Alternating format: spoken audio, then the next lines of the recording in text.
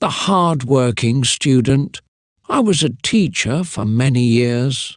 I loved my job and I cared about my students. Every day I tried to help them learn and grow. Some students worked hard and some did not.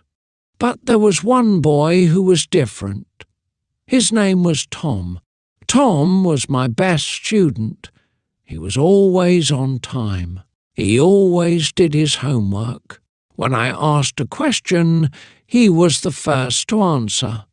His handwriting was neat, and his tests were always perfect. Other students respected him because he was smart and kind. But one day I noticed something strange. Tom looked tired. His eyes were heavy and he did not smile. He did not raise his hand in class. His homework was not finished. I was surprised. This was not the Tom I knew. The next day, the same thing happened. He was quiet. He did not talk to his friends. He sat alone. His test paper was empty. I could not believe it. What happened to Tom? Why did he change? I decided to talk to him. After class, I called him to my desk. "Tom, is something wrong?" I asked. He looked at the floor. He did not answer. I waited, but he said nothing. Finally, he whispered, "I'm fine." But I knew he was not fine. For many weeks, Tom was different. He did not study. He did not play with his friends. He was not the same boy. I felt sad and disappointed. I thought he did not care about school anymore. One afternoon, as I was walking home, I saw a small shop on the street. A boy was carrying heavy boxes. He was working hard. I looked closer. My heart stopped. It was Tom. I stood there and watched. His face was tired. His clothes were dirty. He was sweating. Why was he working? Why was he not at home studying? I had so many questions in my mind. I knew I had to find out the truth. I stood there for a long time, watching Tom. He moved quickly, carrying heavy boxes from one side of the shop to the other. His face was tired, but he did not stop. I could see sweat on his forehead. His hands were dirty and his clothes were old. I felt confused. Why was my best student working in a shop? Why was he not at home, studying like before? Many thoughts filled my mind. Maybe he needed extra money. Maybe his family had problems. But why didn't he tell me? I wanted to talk to him, but I didn't want to embarrass him. So I waited. After some time, he took a short break. He sat down and drank some water. I walked closer and said softly, "Tom." He looked up and his eyes widened. He was surprised to see me. He quickly stood up. "Mr. Johnson," he said. His voice was nervous. I smiled. "Can we talk?" I asked. He hesitated, then nodded. We sat on a small bench outside the shop. "Tom, I see that you are working hard here, but I also see that you are struggling in school. You are my best student. What happened?" I asked gently. Tom looked down at his hands. He was quiet for a moment. Then he took a deep breath. "My father passed away," he said in a low voice. My heart sank. I did not expect this. I felt a deep sadness for him. "I'm so sorry, Tom," I said. He nodded slowly. "After he died, everything changed. My mother was alone. She had no job. We had no money. So I had to work. I have no time to study now." His words hit me like a storm. I had judged him too quickly. I thought he was lazy. I thought he didn't care. But I was wrong. He was carrying a big burden.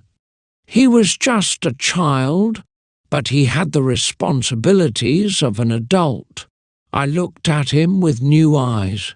He was not just a student. He was a son, a worker, and a fighter. He was trying his best to help his family, and I had misunderstood him. I took a deep breath and said, "Tom, you are very strong, but you don't have to do this alone." I knew I had to help him. But how? I needed to find a way. Tom looked at me with tired eyes. "I want to study, Mr. Johnson," he said, "but I don't have time. When I come home, I am too tired. My mother needs me. My little sister needs me.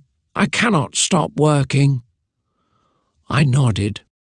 His words were heavy, and I understood his pain. He was just a boy, but life had given him a man's responsibility. I thought for a moment. "Tom, you are doing something very brave," I said. "But education is also important. What if we find a way for you to study while you work?" He looked at me with surprise. "How?" he asked. I smiled. "Maybe I can help. I can give you lessons in the morning before work, or in the evening when you are free. Even for a short time, it can help." Tom was quiet. He looked down at his hands. "I don't know," he said. "I am always busy. I don't want to waste your time." I put my hand on his shoulder. "You are not wasting my time," I said. "You are my student. I care about you, and I know your father would want you to learn." His eyes filled with tears, but he quickly wiped them away. He took a deep breath and nodded. "Okay," he said, "I will try." I felt a sense of hope. Maybe this would not be easy. Maybe Tom would struggle, but he was willing to try, and that was the first step. I stood up. "Tomorrow morning we will start," I said. "Before you come to work, meet me at school. We will study together." Tom smiled for the first time that day. "Thank you, Mr. Johnson," he said.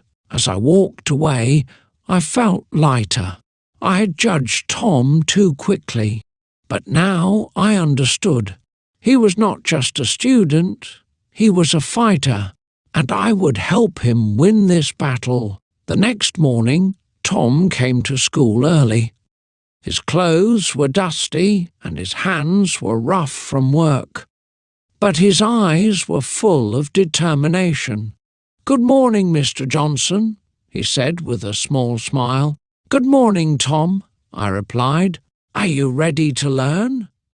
He nodded. We sat outside under a big tree. The sun was rising and the world was quiet. It was the perfect time to study. I opened a book. "Let's start with reading," I said. "Try to read this sentence." Tom looked at the words carefully. He read slowly, making mistakes, but he did not stop. I helped him with difficult words. After a few tries, he read the sentence correctly. "You are doing great," I said. "Keep going." Tom smiled. "It feels good to learn again," he said. "I thought I forgot everything." "You didn't forget," I said. "You just needed time." We continued studying for an hour. Then Tom looked at the sky. "I have to go to work now," he said. I nodded. "You did well today," I said. "Come again tomorrow morning." Tom stood up and picked up his bag. "I will," he said. "Thank you, Mr. Johnson." As he walked away, I felt proud. He was trying his best, and I knew that little by little he would find his way back to his dreams. The next day, Tom arrived even earlier. The sky was still dark and the air was cool. He sat on the same spot under the big tree, waiting for me. "Good morning, Mr. Johnson," he said with a bright smile. "Good morning, Tom," I replied. "Ready for another lesson?" He nodded eagerly. We started with reading again. This time, Tom read faster. He made fewer mistakes. His confidence was growing. "You're improving," I said. "See, hard work always pays off." Tom grinned. "I like learning, but I wish I had more time." I looked at him carefully. "Are you still working long hours?" He nodded. "Yes, I have to, but I will not stop studying." I admired his dedication. Most boys his age had free time to play and enjoy life. But Tom had to work, and yet he still found time to learn. "Let's do some math today," I said. I gave him a simple problem. Tom thought for a moment, then wrote the answer. It was correct. "Very good," I said. "You are doing better every day." Tom laughed. "I feel smart again," he said. "You have always been smart, Tom," I said. "Never forget that." The sun started to rise. It was time for Tom to go to work. He packed his things and stood up. "See you tomorrow, Mr. Johnson," he said. "See you tomorrow, Tom," I replied. As I watched him walk away, I felt hopeful. Tom had a long journey ahead, but he was strong, and I knew he would never give up. Days passed, and Tom continued to study with me every morning. He worked hard, and his progress was incredible. He read better, solved math problems faster, and even wrote short essays. One morning, as we sat under the tree, Tom looked at me with serious eyes. "Mr. Johnson, do you think I can go back to school one day?" I smiled. "Of course, Tom. You are smart and hard-working. Nothing can stop you." He hesitated. "But school costs money, and I still need to work." I thought for a moment. Then I said, "Tom, let's find a way. Maybe we can ask for help. Maybe there is a scholarship for students like you." Tom's eyes brightened. "Really? Do you think I have a chance?" "A big chance," I said. "You have the heart of a fighter. People will see that." The next day, I went to the school principal. I told him about Tom, his talent, his hard work, and his struggles. The principal listened carefully, then he nodded. "We have a scholarship program," he said. "If Tom passes a test, we can help him." I rushed to find Tom. "You have 1 week to prepare for the test," I told him. "Are you ready?" Tom took a deep breath. "Yes, Mr. Johnson, I am ready." For 1 week, we studied harder than ever. Tom practiced reading, writing, and math. He was nervous but determined. Finally, the test day came. Tom walked into the school with confidence. I waited outside, hoping for the best.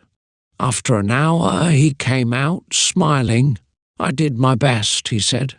A few days later, the principal called me. "Tom passed," he said. "He got the scholarship." I ran to tell Tom the good news. When he heard it, his eyes filled with tears. "Thank you, Mr. Johnson," he whispered. "You did this, Tom," I said. "This is your victory." Tom's journey was not over, but his future was bright, and I knew he would never stop learning.